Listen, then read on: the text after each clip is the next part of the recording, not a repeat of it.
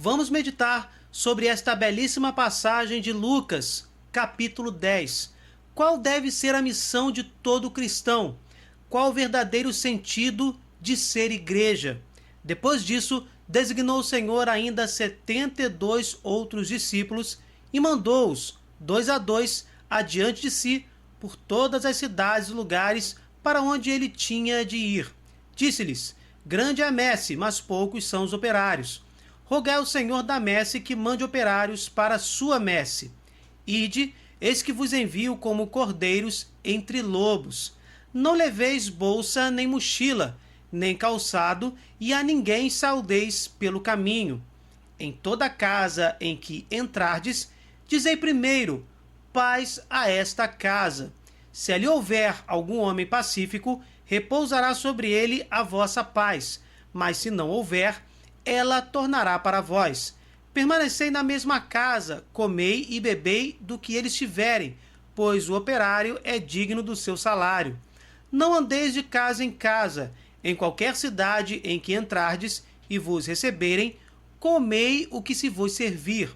Curai os enfermos que nela houver, e dizei-lhes: o reino de Deus está próximo. Mas se entrardes na alguma cidade e não vos receberem, saindo pelas suas praças, dizei: até o pó que se nos pegou da vossa cidade, sacudimos contra vós. Sabei, contudo, que o reino de Deus está próximo. Digo-vos, naqueles dias haverá um tratamento menos rigoroso para Sodoma. Voltaram alegres os 72, dizendo: Senhor, até os demônios se nos submetem em teu nome. Jesus disse-lhes: vi Satanás cair do céu como um raio. Eis que vos dei poder para pisar serpentes, escorpiões e todo o poder do inimigo. Contudo, não vos alegreis porque os espíritos vos estão sujeitos, mas alegrai-vos de que os vossos nomes estejam escritos nos céus. Primeiro precisamos saber que existem duas missões distintas. A missão dos 12 apóstolos, que está em Lucas 9, do verso 1 ao verso 6, e esta missão aqui descrita, que seria a dos 70 ou 72 discípulos. A missão dos apóstolos consiste em levar o evangelho a todos e também a levar a cura para todos. Aqui, a missão dos 70 está relacionada na intenção de aumentar as comunidades cristãs. O número 70 aqui também é simbólico, porque é o número dos povos que compõem a humanidade ou o número dos auxiliares de Moisés, particularmente do seu espírito, como está em Números 11, do verso 16 ao verso 30. Deve-se levar o evangelho a todo mundo. Quando a Bíblia diz que Jesus enviou os discípulos adiante de si ou enviou à frente, ele usa o mesmo verbo que usou no caso dos apóstolos. Significa preparar a chegada, como também acontece na vida de João Batista. Será sempre esse o sentido de todo o apostolado da igreja.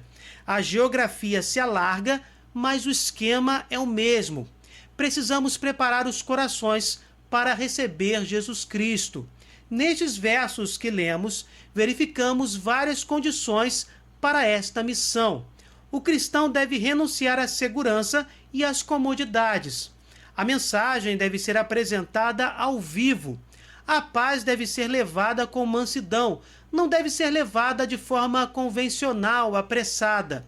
Deve-se levar a paz messiânica, que é eficaz quando recebida, mas pode condenar quando rejeitada. É exatamente o sentido do verso 6. O fato dos discípulos andarem em duplas, 2 a 2, significa que devem agir como testemunhas um do outro.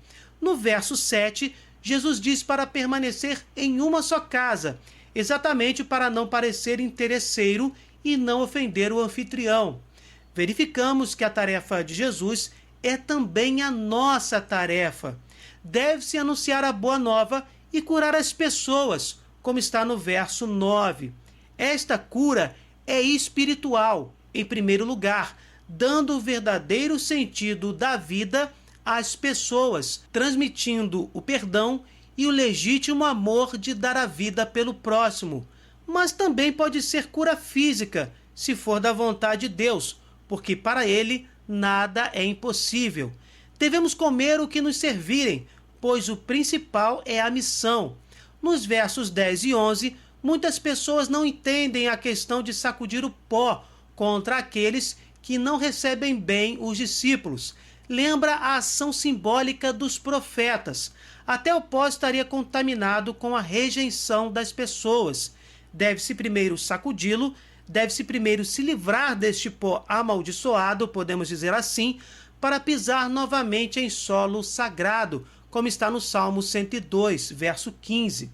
A partir do verso 17, verificamos que os exorcismos deixam os discípulos satisfeitos, mas Jesus diz que a boa nova é o mais importante. A busca pela salvação é o que deve prevalecer. Satã aqui representa o acusador, que comparece à corte celeste para acusar o homem. Ele foi derrubado do seu lugar como imperador da Babilônia no passado. Satã foi derrubado do seu lugar graças à vitória de Jesus no deserto, e é exatamente por isso que os discípulos submeterão às potências do mal. Mas, como já dito, não basta esta vitória sobre o mal. O que realmente importa é pertencer ao reino dos céus, é levar a boa nova e a cura para todos os homens. Somente assim a missão terá êxito, somente assim fará sentido todo o apostolado da Igreja. Que possamos refletir sobre esta verdade sublime que estas sagradas linhas nos revelam. Bem, gente, se vocês gostaram, deixe seu like e compartilhem. Se inscrevam no canal. Fiquem com Deus, desculpem qualquer coisa e até o próximo vídeo.